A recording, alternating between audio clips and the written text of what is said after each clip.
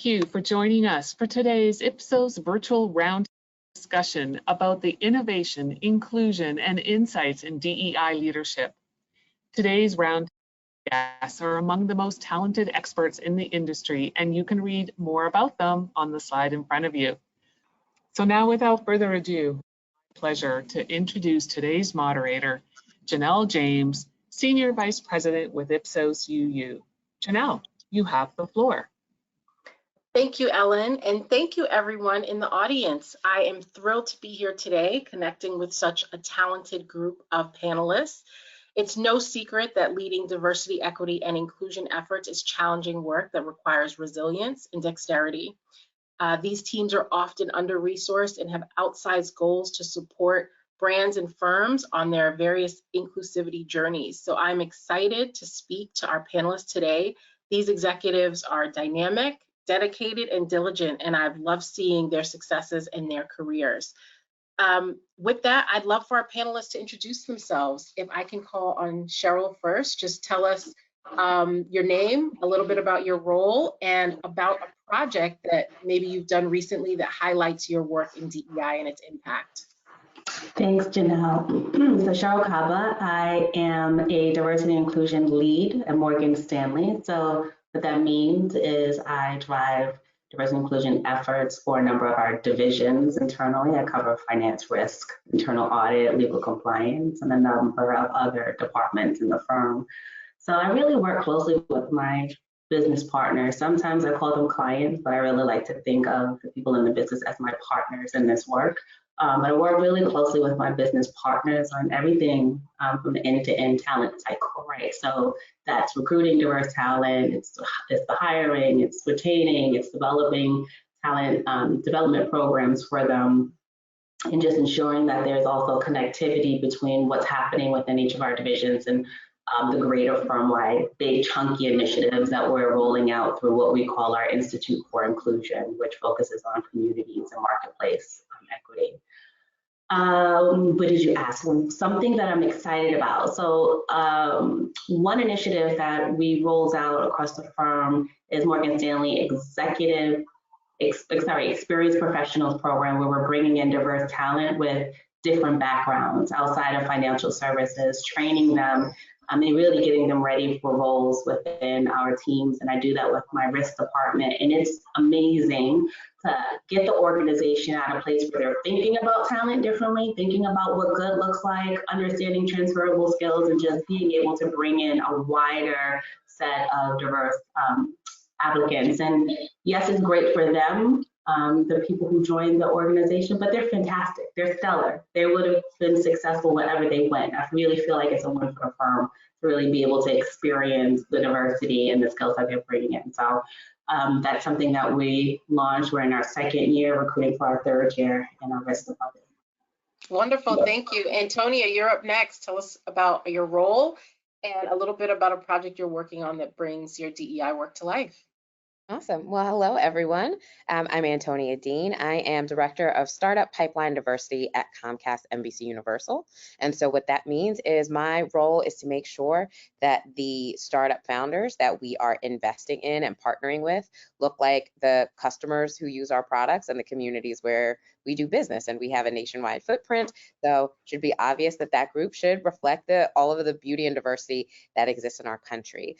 One project that I'm currently working on and aiming to get out the door before the end of the year, which it seems to be breathing down my neck. But part of our role here, my team, is we bring startups to the table to help solve problems that various business units around the enterprise are interested in. And currently I'm working with our total rewards team, which sits in employee benefits here.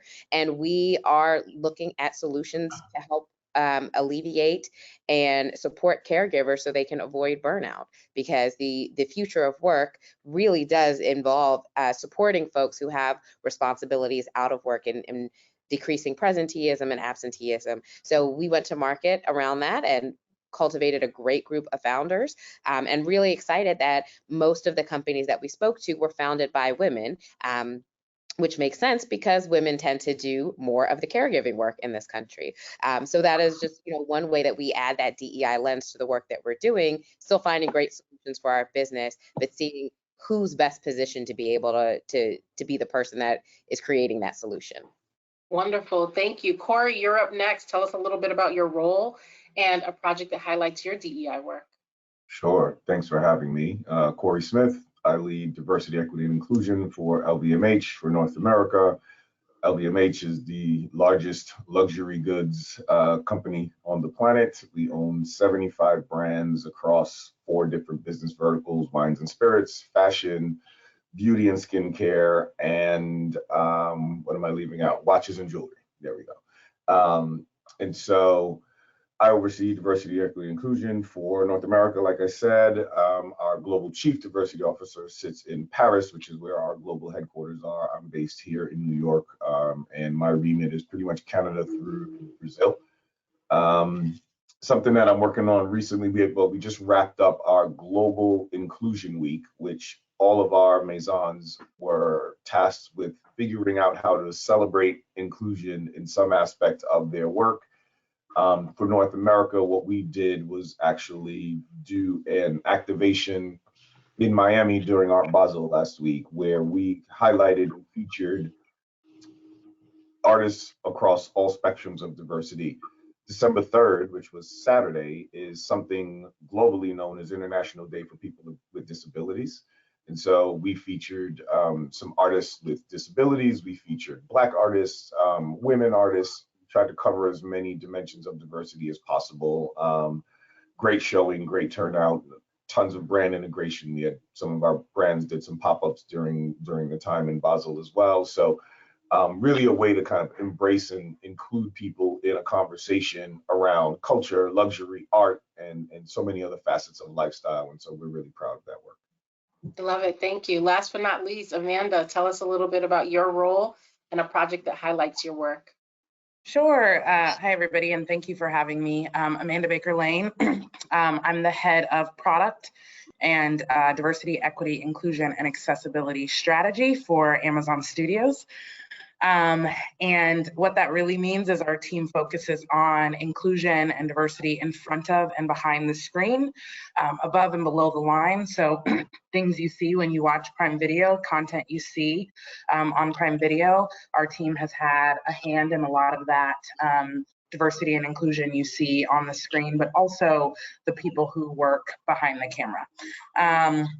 And I think one of the most recent projects that we've been working on, a little over a year ago, we launched our inclusion policy and playbook, which is a best-in-class inclusion tool for the industry on what inclusion looks like in front of and behind the camera. And in us releasing that a little over a year ago, we're working on really measuring the impact of that tool, how we've used it and what successes we've seen, but also to really highlight the areas of opportunity that we have in order to continue to grow as a studio.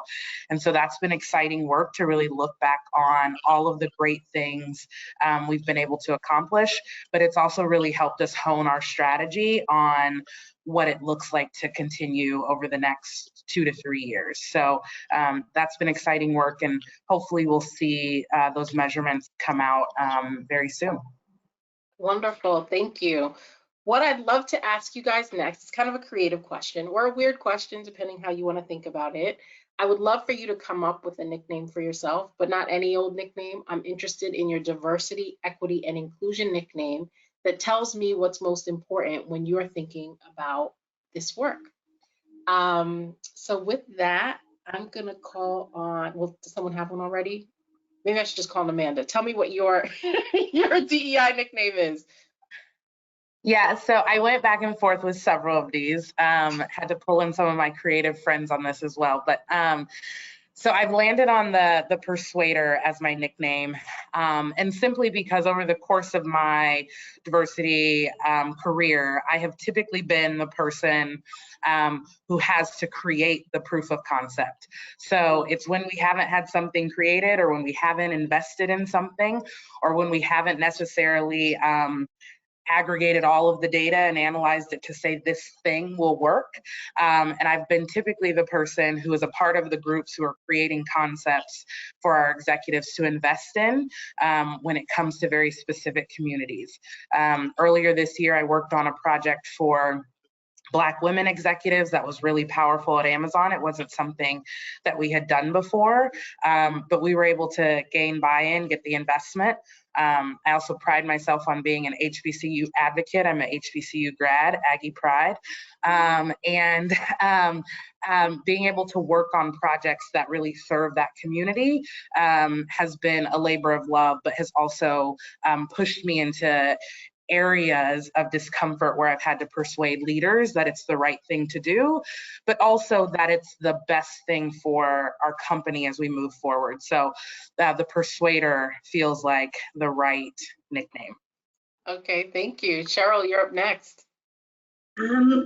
Excuse me. I will go with Cheryl, give me the data Kava. And I say that because we know that the qualitative piece in D&I is instrumental. We need to hear about people's experiences. Inclusion is important.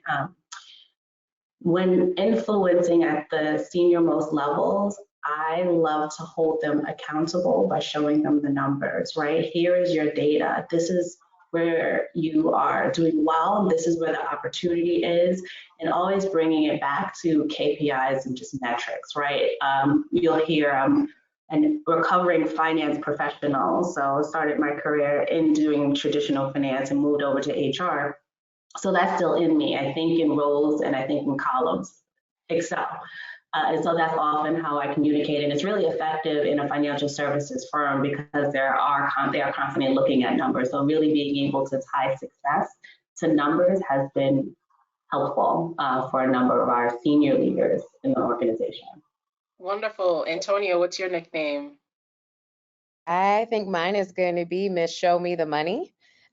Because I sit in a corporate venture capital role and we are able to invest. I am very passionate about making sure that when we are taking a DEI lens to our investments and we are engaging with underrepresented founders, that we are engaging them in a way where we can financially support the work that they are doing, whether that is investing and becoming part owners, taking an equity stake, whether that is becoming paid customers that are bringing revenue in.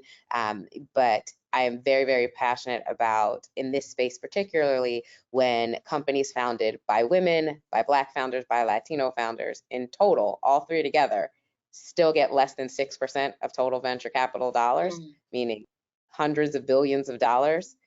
You have to show up with the money. So show me the money first, and then we will engage. Yeah. That is a sobering statistic, that 6%. Corey, last but not least, do you have a nickname for us? This was tough. This was tough, but I landed on the culture shifter. I think most of what you are doing when you're operating in this role of DEI is you're actually trying to change corporate culture. You're trying to get it to embrace authenticity. And that serves in two ways. That means you have to allow your talent to show up authentically. And that comes with whatever their backgrounds, their experiences, their culture is.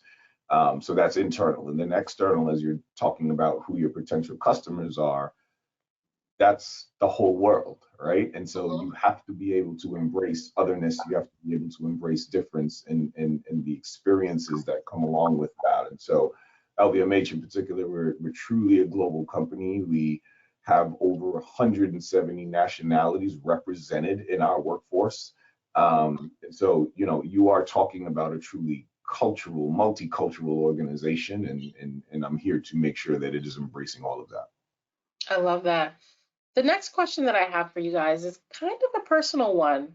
I'm curious what drew you to a role in DEI, particularly just given what some of you shared. Many of you didn't do this work initially. So curious what drew you to this area. Cheryl, do you want to start us off with that?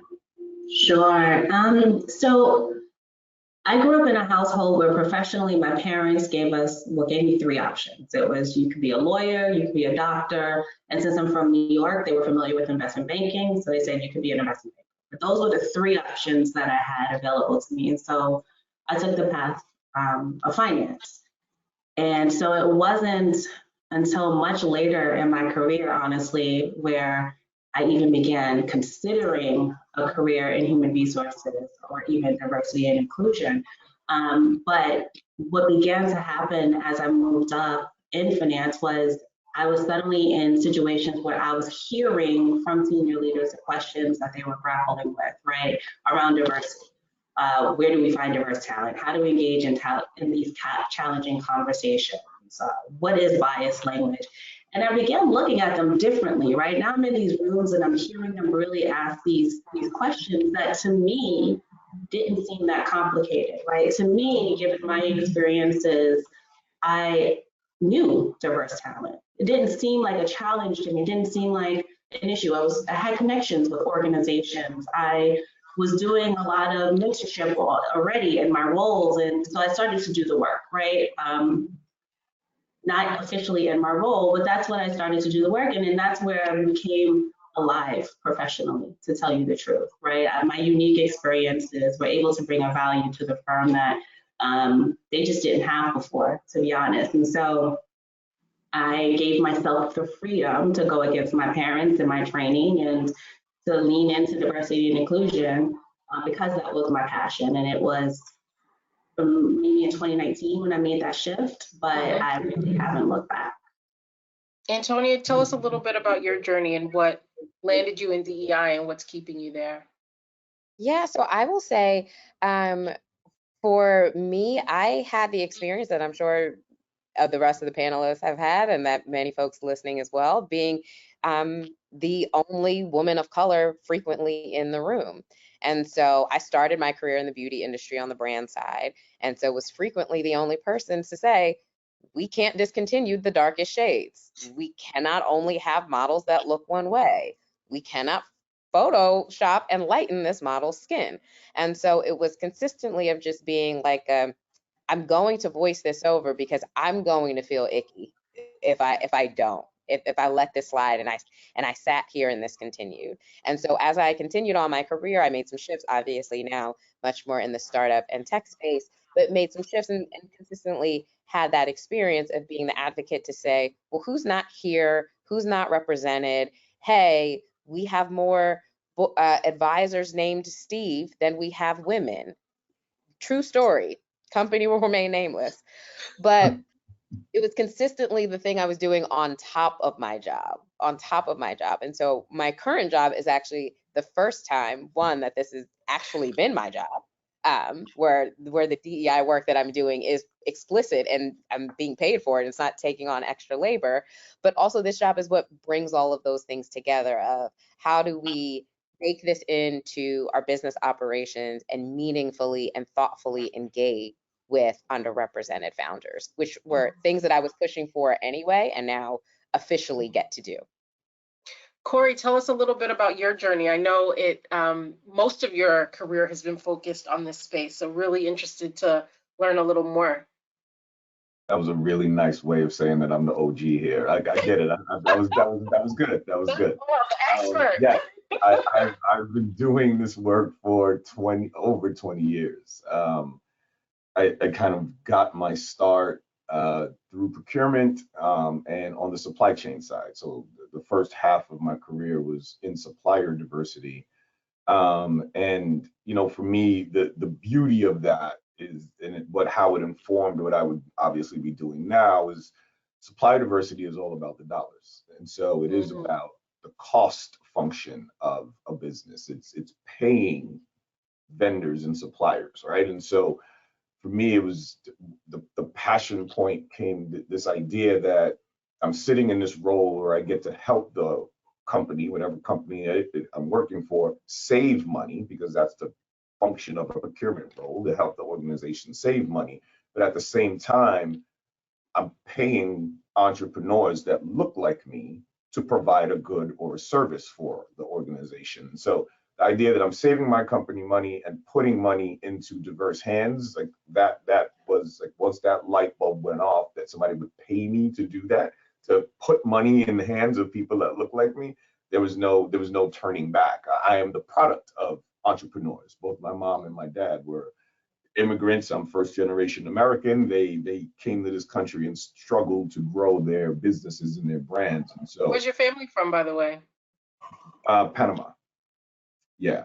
Whole separate conversation around tourism and what Hispanics are supposed to look like, because nobody ever thinks I'm Latino. Yes. But we'll save that for the next time you invite me back.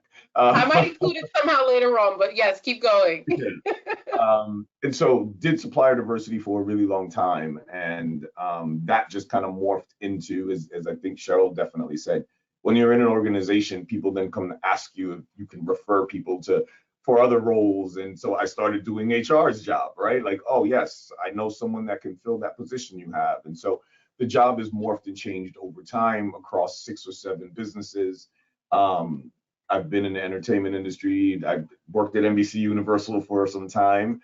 I was in sports for a really long time. I've been in consumer products. I've covered a lot of different industries, and the role has grown over time until now it's the full scope of D&I. So I still do have supplier diversity as a part of my role and responsibility. Obviously, HR is a focus, and also touch things from an experiential marketing, branding, consumer-facing side as well. Yeah. Amanda, tell us a little bit about your journey and what drew you in and what keeps you here. Sure. I think so. I grew up in Colorado, and I grew up in an environment where a lot of people didn't look like me. And I was getting my cultural lessons from my mom, who was teaching me about kings and queens and, us being kings and queens and all of those things.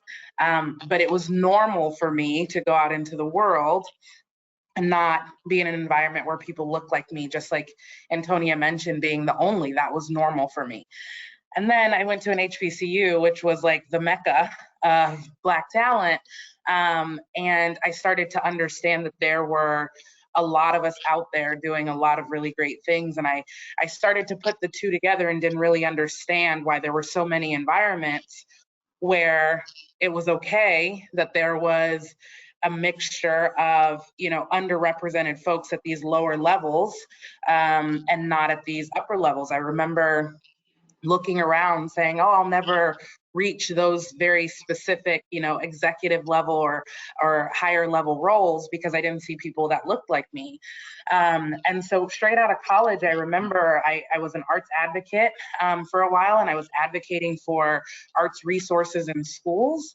And it was very apparent as I went to underrepresented schools, the resources that weren't there, but yet we were able and could afford to make certain decisions in other environments.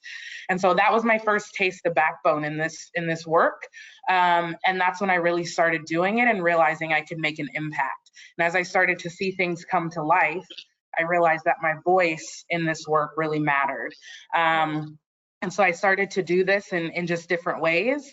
And then I started to study talent, and I realized I really loved it. And so mixing underrepresented, all of the work I had done before, using my voice with really understanding talent and why people do what they do, I stepped into that world. I found a wonderful mentor who was able to pull me in.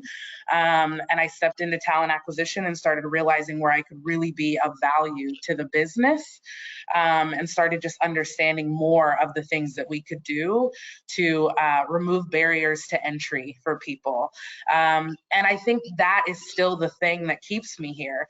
Now I'm in a role where I can tap back into the arts work I was doing a long time ago, also the talent work. We call ourselves a home for talent. And that just really, I think it brings me a lot of joy every day, but also being able to see the long-term impact of the work that we're doing and all of the things that I didn't see when I was younger, really being able to change the landscape for the others who are coming behind me and so many of us has been really powerful. I didn't know that the work I was doing on a day-to-day basis could have an impact on so many other people. And as I see that, it just pushes me to continue. So I feel like this is my life's work. This is why I'm here. Love that. Now, I'm curious, many of you were sort of volunteering and doing DEI work before your current roles, and Antonia sort of underscored that in what she shared. I'd love to talk a little bit about that, given, there's so much overlap between what brands and companies are able to do in the marketplace and what they do in the workplace, and how employees sort of fuel that. What are your thoughts on sort of, unpaid or free DEI work? Where do you draw the line? How would you advise others? How do you think about that? Do you want to start us off, Antonia? Sure. I think it is a deeply personal choice. And I think for me, I did the unpaid DEI work for a while, but for me, the cost of not doing it, the cost of sitting back and seeing things go in a direction that I didn't agree with without voicing it, was higher than the cost to me of doing it for free. And so for me, I think it is, I don't think there's a one size fits all answer. I think it depends on the team, on the company where you are, on who you are as a person. There are folks that I know who are deeply committed to DEI work, but who purposely don't want to be paid for it. They want to be the advocates on the other side of the table. They want to be actually the co-conspirators. They will be the ones who will pull me aside before the meeting and say, hey, I got your back. If you mention this, I will jump in and support. They don't want to do my job. They don't want to have it in my job. They want to use the institutional and social power that they have to lend credence and support to the work that I'm doing. And so I think it's just like a deeply personal choice. I think there are ways you can, if you see this as a potential future path, one of the ways to break into it is by being on the steering committee or volunteering for the mentorship program or some of those things, so that you get on folks' radar. Because unlike Corey, our OG, who has decades of experience, many companies, this is a new role. There is no team, there is no pathway into it. So you have to kind of start to show some successes and some expertise in whatever ways you can. So I think it is deeply personal. I will not call on anybody and say you must do unpaid labor. I am not about that at all. But you should not feel bad about stepping up and volunteering if it brings you a sense of gratitude or achievement in doing so. Any builds on that before I move on to the next question? I do want to add to that, because I tell people all the time, you don't have to have DEI in your title to do this work, right? You can be in the marketing department, you can be in finance, you can be in any position or role in the organization and be intentional about creating a more inclusive culture. And depending on the role in the organization, you might almost inherently have that responsibility. So, for me, it is about how are you going to show up in the office every day and make sure that, one, you are being authentic and being yourself, because I think that helps inform others around you about what it is to operate and exist around people that are not like them. But then what are you doing to help someone else, right? And so, but as Antonia said, I know it's not for everybody. We all remember 2020 when everybody wanted to lean in all of a sudden to this conversation, and you did have people of color, particularly around kind of the resurgence of Black Lives Matter, saying, look, it's not my job to educate others, right? They need to go get educated on systemic disenfranchisement and marginalization, and it's not my job to do that for them. And so I can understand that perspective as well. But again, also, as Antonia said, I do think you find advocates and you find allies in all sorts of walks of life and in all sorts of people. The LGBTQ community has allyship kind of inherently built into it, right? Whether it's friends or family. Same thing can apply to gender, and the same thing can apply to race and ethnicity. So, it isn't one dimensional, but I think it is a personal choice. But, in your role in an organization, I think you almost have that responsibility to do so. I love that. I want to ask, you mentioned, 2020 and sort of the renewed interest and commitment that a lot of companies have, focused on. What trend or technology advancement or phenomenon has been sort of the most influential or even the most disruptive when you think about DEI work in your experience? Cheryl, you want to take a stab at that one? Sure. What I saw in 2020 was more openness and transparency and just talking about diversity and inclusion than I had in the past. Even firms that had been doing the work may have been doing the work silently behind closed doors.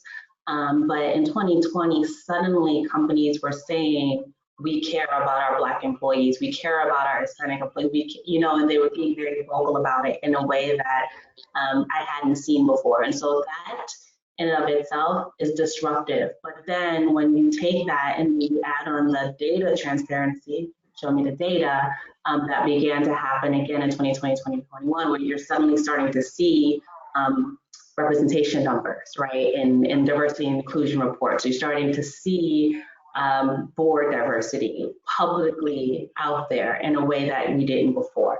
That is impactful, not only for employees, right, but now suddenly your customers, your investors, your candidates for roles are all now looking at your numbers, right? And that was transformational because no longer was it just people within the organization clamoring for their firms to do the right thing, but firms started to feel the pressure from a number of angles. So for me, transparency of diversity and inclusion was really impactful for those companies that decided to lean into it in 2020. I'm curious, what are some ways that, this is for Cheryl or for anyone, what are some ways that you've been able to sustain the interest and the progress since 2020? As a researcher, I have the privilege of working with a lot of different companies, and in many ways I can see some are strong on that journey and some it's waned a little bit. How do you guys sustain that forward movement without a crisis like the murder of George Floyd? Anyone can jump in. Yeah, I'll jump in. I think for us, what we really did was double down on employee resource groups. That has given people purpose, almost, if you will, right? Kind of above and beyond their day job, what they are showing up in the office to do. And so their ability to lean in and participate in an ERG and express themselves in a way that they can't do in the scope of their actual job, for us kind of helped maintain. And then we leveraged the ERGs to really start to inform the business. So as we kind of moved out of Black Lives Matters, and then we went into Stop AAPI Hate, and then it went to, the next thing. And so we kind of really just were able to keep the conversation going literally by just either amplifying the voices in our ERGs, creating new ERGs, but having that momentum of just people doing something above and felt like they were contributing was actually really able to kind of help us sustain over time. I love that. I have a kind of a creative question. Fill in the blank for me. For me, doing blank is most difficult with DEI work because of blank. Doing blank is most difficult in DEI work because of blank. Who wants to take that on?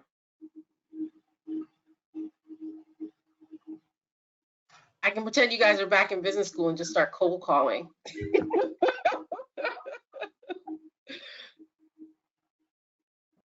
I mean, Amanda, go for it, Corey. Stab at it. I mean, there's so many things that I think, right? And kind of just picking the one. Look, I think just the work itself can be difficult, right? Because you're operating in this corporate space and you're wondering how much of a change you're actually making when you're looking out into the world. And unfortunately, Black men are still being killed by the police. So you're operating in this corporate structure. You feel as if you're actually making a little bit of headway, but then you walk out of the office every day, you turn on the news at night, and it just felt like you took 2 steps back. And so there's always for me this rationale between the corporate work and then the real work, right? And the other way I was going to answer that question is I sometimes have to remove myself from the conversation. I'm still a Black man at the end of the day, right? And so it's also not getting emotional. This is business, and this is a business strategy, and I have to, as Cheryl said, I connect this to the business goals and objectives every day. There's no value add if I'm emotional about this, right? And nobody responds to that. As a matter of fact, it's counterproductive because then they get defensive. And so, between the emotion and then what you would consider real impact, you kind of wonder sometimes. Yeah, no, I love that. I'm curious, where do you guys go for DEI inspiration, or your organizations, your teams, or even personally? I think I'll jump in on that one. I think for us, stories are so powerful. Hearing people's stories, hearing creators talk about their lived experiences. I think all of us could look at each other and feel, like we have very similar experiences, but if I listen to each individual story, there's some real power there. And for us, that's really where we go. We listen to stories, we seek out stories. Those have just been really powerful to us for inspiration. I think also being around each other and pulling on that diversity of thought amongst our team, but also as we work with our business leaders, that other question you asked around what's difficult, while I said my nickname was the persuader, that's also some of the things that are most difficult in this work because of the stories that are out there, right? And I think we work with different people who have the privilege of ignoring certain stories or experiences that we see every single day, and being able to share those stories with them from a firsthand account has really shifted mindsets and really shifted hearts. And so I think for us, that's obviously we go to the data, we go to all the other things that everyone else uses, but I think the stories have been most powerful for us and have helped us move our work forward on a day-to-day basis. I'm curious, so I'm a qualitative researcher. I always think about, not only how you can connect with people, but, what you can observe to really inform a process. And so it sort of inspired this next question. If you could be a fly on the wall and observe an interaction, a type of meeting, or a process where you could have more perspective that informs your DEI work, what would you want to, observe or listen in on, where they wouldn't know you're there? Antonia? Yeah, I will say, given the work that I do, where I'm working with startup founders, and in my experience over the last, 6, 7, 8 years, what I have found is that the kind of not best, but maybe like biggest indicator of startup success is quite honestly how much money that person has to figure it out. You're trying to create something new, you're trying to offer a new product in the world. And it's one thing if you have 6 months to figure it out before the lights get cut off, and it's another if you have 36 months to figure it out before the lights get cut off. And so to answer your question, I would love to sit in the room with, some of the venture capital decision makers. Venture capital can be a closed industry. I think the industry got a bit of a wake up call in 2020, and folks I will share this because we have a number of HR leaders. VC firms are just now starting to post job descriptions and post their open roles, because it was that closed of an industry that you didn't even know how to get in it. There weren't even a, hey, we are hiring. So I would love to be in the room after a woman founder pitches, a Black founder pitches, a Latino founder pitches, and what's the conversation being had? And really, I would just love to hear it, even if it doesn't change for that person, so that, and part of the work with founders is being like, here's what it said about you when you're not there. So here's how you can address it up front in your pitch, or here are the doubts that someone might have, and here's how you can get past it. Or even, hey, here are some folks who are probably never going to see your vision for the future, so don't waste your time over there, and instead focus in these spaces. So that's what I would love to hear, because Love that. those conversations often happen closed door or over drinks, and the rationale isn't always clear and transparent. Yeah. Cheryl, what would you want to be a fly on the wall for? It's exactly what Antonia said. It's often we are recipients of decisions, but not really understanding exactly how the decision makers are making them. We understand, yay, this project got approved, this one didn't, this is going to be invested in and funded in, but this one may not be. And we're told an answer, and that's it in human resources too. So people are very safe quite often when given an explanation as to why things are being moved forward and why maybe a promotion has happened or hasn't happened. But really it's that conversation that's happening when I'm not in the room, right? When I'm actually hearing what the decision factors were, right? Are these quantitative decisions? Are they qualitative? Are people who we've been training on bias able to pick up on their own biases, and perhaps they don't want to talk about that publicly, but behind closed doors, are they recognizing it? And so it's exactly what Antonia said, but it's more internal, right? And just thinking about how our internal leaders are making their decisions around hiring, investments, as well as programs, because I don't think it's the safe answer being HR. Amanda, where would you want to be a fly on the wall? I think it's the same area. I think, when I think about Antonia's nickname of Show Me the Money, that's really where I want to be a fly on the wall, is when we're making some of these funding decisions, especially around some of our content, right? Like, I think we can have discussions with our leaders, and I think our leaders at Amazon Studios do a really good job. But I think as we think about some of the other players where funding is really important, like marketing and applying equitable dollars to specific shows and making sure it reaches all these different communities that we want to reach.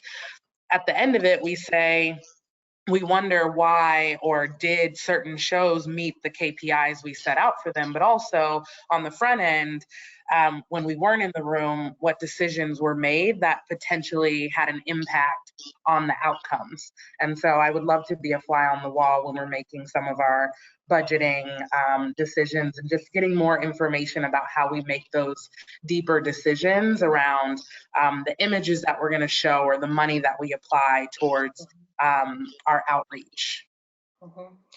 I'm curious about a word that often gets used in corporate workspaces, and that word is fit. It's become polarizing in a lot of different ways, particularly when we think about organizational culture. And I've heard business school professors call it a summary statistic that should be distilled into clear operational activities or skills. I've heard DEI thought leaders say that it shouldn't be a consideration in hiring talent because talent should be additive. But yet I still hear across organizations of people not being hired or retained because of fit. I'm curious how you think about fit, how you think about culture fit as DEI leaders. Tell me a little bit more about that. Who wants to get us started? Corey, you want to kick us off with this one? I can. I think I understand what people mean when they say it. I get theoretically the idea of finding someone that wouldn't be too disruptive and someone that is value added. I get that in theory. The application of fit, though, is 100% based on bias, and therefore it's not subjective. It's not objective at all. It's subjective. And so, that's where you get into, well, what are you really evaluating this person on? And there is no set criteria from one individual to another. And you're measuring them based on your own personal experiences or the things that you've gone through to determine fit. And that's where it starts to fall apart. I operate right now in an industry that historically has used terminology like exclusivity and certain words, luxury, right? And who fits that category and who doesn't, whether internal from a talent perspective or who our customers are, right? We've all heard that story of, Oprah going into the store in Europe, I won't say the name, to get, the most expensive bag in the store. And they looked at her, didn't know who she was, and was like, well, you can't possibly afford that. It's Oprah. She could buy the store if she wanted to, right? And so, the idea of bias is what people are usually referring to when they say fit. And that's where it becomes a very dangerous thing. You're not assessing someone on their ability to contribute. You're assessing them through your own lens of what you feel is fits, literally. Yeah. Yeah. Cheryl, any thoughts on that one? The only thing I will add, and Corey said it perfectly, is he said the word disruptive, right? And that's scary for a lot of hiring managers, right? To bring in somebody who is going to think differently, who is going to potentially challenge status quo and perhaps comes from a different background and doesn't quote unquote fit that mold, sometimes does feel disruptive, but that is why we do our work, right? Because we know that you need somebody who is going to challenge, who is going to question, who's going to think differently. And unfortunately, the way people define that and is saying, oh, they don't fit. And it's because it takes a level of courage to bring in different, right? And so I sometimes when people say they weren't a good fit, I cringe on the inside, but often it's just a training moment. It's, yes, I understand that they are different and perhaps it will be a little bit harder perhaps for you to just go along, but you need that. You need somebody who is going to complement your team in a way or in a skill that you don't currently have, even if you initially react to it with fear because it's harder. But Yeah. I agree, it really is just a lot of hidden biases and fear built into that word. Yeah. I know that your roles are really complex and nuanced. If you could add, change, or remove one of, something from your list of responsibilities to make your job better, what would you add, change, or remove to make your job better? Tell me. Antonia, you want to start? Yeah, sure. I have to give this a little bit of thought. Add, change, or remove. Those are three good options, Janelle. I think for me, going back to my nickname, what I would add is I think what every business leader would add. We do it once a year. We ask for more budget. So, but specifically in my role, looking at underrepresented startup founders, quite honestly, dollars is going to have a significant impact on the overall trajectory of those founders and the overall world we want to see, where anyone who has a good idea and the experience, intelligence, and perseverance to try to make it come alive has an equal shot at doing that.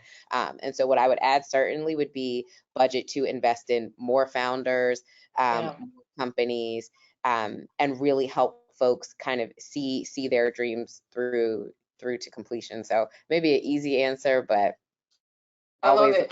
always give me more budget. I will do some great things. Amanda, what would you add, change, or remove from your role? It's along the same lines of resources. I think a lot of times we don't think about DEI as a group of or a team that needs, heavy tech resources or heavy, UX design resources. And I just think about all of the amazing things that we could do, not just with more people thrown at the problem, but the right resources to really go deeper with very specific issues that we see so that we can scale ourselves as DEI leaders. I think, Corey mentioned us trying to shift culture, and we didn't get here overnight. And so it takes time to really shift culture. And it takes really intentional resources to work on very specific issues and going deep on those specific issues to achieve sustainable results. And so I think that if I could add, or even remove, not having to fight for or justify very specific resources, I just think it would really allow people to see how impactful this work can be. I think all of us as leaders in these discussions can be really impactful with leaders, but think about if we were given the same level of tech resources or the same amount of money or any of those things, what we could really dream up would be pretty amazing. I dream about those things anyway, but being able to receive them and see it come to life would be really amazing. I know that many of you are in dual roles where your work impacts the workplace or talent, but it also impacts the marketplace, so product or services that your companies offer. How do you manage that, like the balance? Yeah, tell me a little bit about sort of the dynamism in your role with both workplace and marketplace, and how, if at all, it may come together. Corey, I saw you nodding a little bit.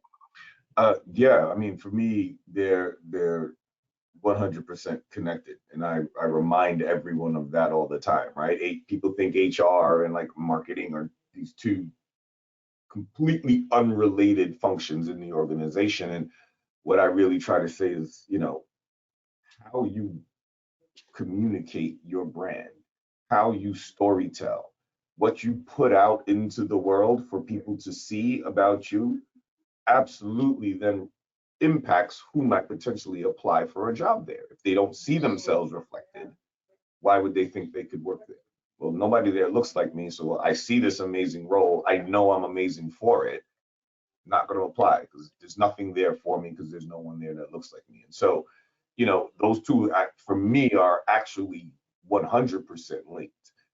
So the impact to have the impact to not only recruit and retain talent, but also have some influence over what we're communicating externally is really important. Now, for us, even our boutiques and our stores are extensions of our brands, right? And so what are people feeling when they walk into one of our stores? Do they feel as if they belong there, or are we making them feel that you shouldn't be here, right? And so even the store experience is an extension of how we storytell and how we communicate to people, whether we feel that they belong. And for all you know, they could be walking in to either buy something or they could be walking in to apply for a job. You don't know. Yeah. But the minute they hit that door, what are we expressing to them? Is it, come on in, we see you, we value you, we acknowledge you? Or is it somebody call security and start following this person around, right? Like, that's real, And so all of those moments to me are HR moments and they're marketing moments. I mean, we went through an exercise here where we literally redid all of our retail employees' grooming and style guidelines. We have very strict uniform policies about how people represent our brands in our stores, and we have to rebrand all of them, not only to embrace different skin tones and hair textures and all of that good stuff, but we had to do it to embrace the LGBTQ community as well. We had people that look male, but they wanted to wear the female uniform, and we had women that wanted to wear the male uniform. And so how we embrace all of that impacts whoever's walking through that door that might be going through that exact same experience in their life with them as well, right? And so all of that plays a part in it, and it's all connected. It's all part of the business. It's about people. LVMH's tagline is "People make the difference." We believe that whether it's people internal to the organization or people that are potential consumers. A light bulb literally went off for me as you were speaking, so no, thank you for that. Any other builds on this, on sort of balancing workplace and marketplace, before I quickly move on to the next story or question? So this is a challenging one for me to ask, but a couple years ago, maybe a little bit more than a couple years ago, I was literally conducting research. The study was for a media company, and the opportunity was to illuminate the lives and experiences of Black women, and they wanted to use that to inform a few different initiatives in the organization because it was a priority target for them. And part of the study, I was doing in-home interviews, and the lead person or the host had to invite 4 friends over. So it's me and 5 Black women speaking about their experience just living, being Black women. and had a cameraman as well. And they're talking, and one of them starts talking about generational trauma and her dad and sort of the plight of Black men, and starts crying hysterically. All her friends start crying. I start crying. The cameraman is crying. We're all crying. And that was a really pivotal moment for me because, you know, one, I think to do DEI work, you have to have a lot of empathy. And, you know, hearing some of these stories, I don't think anyone would have not been crying in that room. But then also, how do you keep a certain level of distance? And so what it made me think about is this work is very involving. It's very consuming. It's sometimes even triggering if you're part of a group that is marginalized and underrepresented. How do you protect the mental health of DEI practitioners on the front line? How do you protect your own mental health? How do you get that distance when you need it? Antonia, you want to start? Sure. I think I was at a conference earlier this year, and one of the speakers was the activist Dolores Huerta, who is, I believe, 92 or 93 years old. And so the question was essentially that to her, like, how have you been able to sustain yourself in doing this work, like some of the hardest work you can do this long? And she was like, I am unabashed about taking care of myself. And that kind of gave me the permission where I was like, okay, I have to take care of me. I have to put my oxygen mask on first because I can't burn out doing the work. If you go as hard as you could, if you try to, you know, put forth every idea and execute on all of them, you will burn out in this work within probably a quarter, 6 months at most. Like, you can absolutely just fizzle right out. So you have to really, truly take care of yourself. And so for me, that means like I am ruthless about my calendar. There are certain days where I can't do certain kinds of work. So I block that off. Monday mornings, I cannot meet with you at 9 a.m. Like, I need to use this time to set out what's going to get accomplished this week and how I'm going to do it. So I block that time out. So it's little things like that. I give myself permission to log off. Like, the day can be done because, again, we are, at best, I'm creating incremental changes. And ideally, there are thousands of us all creating incremental changes at the same time to kind of chip away at these big, massive systemic problems, as Corey reminded us earlier. And so you don't fix a systemic problem all at once. You don't fix it with just one idea. It is that steady pressure to push it and push things along. And so realizing that, just really giving myself the permission of like, I have to show up well to be able to do my job well. So that means I have to take care of my physical, mental health. I have to make sure my life outside of work feels good so that I don't feel guilty when I'm showing up to do the thing that I do professionally. So I would say really like embrace and take advantage and give yourself permission for true self-care, not just like spa days and a bubble bath and like commercialized self-care that you can buy, but like truly, what does it mean to take care of yourself and do that? Amanda, any thoughts on this question? Yeah, I think what I'll add is being in community and realizing that you're not by yourself in the ways that you feel has really helped me in this work. I think before I thought, you know, I was triggered by myself or I was feeling these things all alone. But then as I found a community, I realized, wow, this is the space I needed to really talk about and flesh these things out. And I think just to add on to what Antonia said, giving myself permission, but also vocally inviting my team to do the same thing. So making sure that they understand it is okay. I think a lot of times we're in these corporate worlds and we feel like we just have to keep grinding and keep going, but really inviting my team to do that, and then working for leaders. I work for a leader right now who invites us to do that as well and acknowledges it openly when things happen and mentions it and says, hey, do what you need to do to take care of yourself. And so having that invitation, I think, has really been helpful, because a lot of times I can feel, you know, guilty if I need to take extra time or if I need to go do a spa day. It feels like, oh, you know, I'm just doing this thing for myself, but it's absolutely the thing you need to keep fueling yourself to continue. Cheryl, Corey, any builds on this one? The only thing I'll add is just to go deeper on community. I find the community of DEI practitioners to be so valuable, right? Of course, Actually, when I first moved into diversity and inclusion, a classmate introduced me to Corey. Corey, you probably don't even remember this. This was, 3-4 years ago. But even then, just thinking about who is in this space and who, when I go to a conference, I can, say hello to. And when there's a challenging moment and we have to be strong for our organizations and our clients and our business partners, who can I really call in a small phone booth room and cry, perhaps to let it all out, who will also understand that might be their moment to also cry before putting the mask back on and being strong for the organization and using the organization's talking points and communicating the firm's stance on a specific issue. I think DEI practitioners in this community has been extremely valuable for me. So I will be reaching out to Eugene, Amanda, Antonia. Please, yes. Yes. Love it. Corey, any last thoughts or words? Apparently, I need to change my nickname to Uncle. Apparently. No, OG works. Corey. OG works. Just call Uncle Corey. I was gonna say Grandpa, but I'm not letting y'all do that to me. It's funny, as I was pulling together your bios, I noticed you both went to Columbia Business School. So I was wondering if you knew each other. So anyway, but thank you so much. You guys were fantastic. This was a phenomenal conversation, and it's rich with so many tidbits. So I absolutely appreciate your vulnerability and your willingness to share. And thank you so much for your time. This was excellent. Ellen, I'm going to pass it back to you. Wow.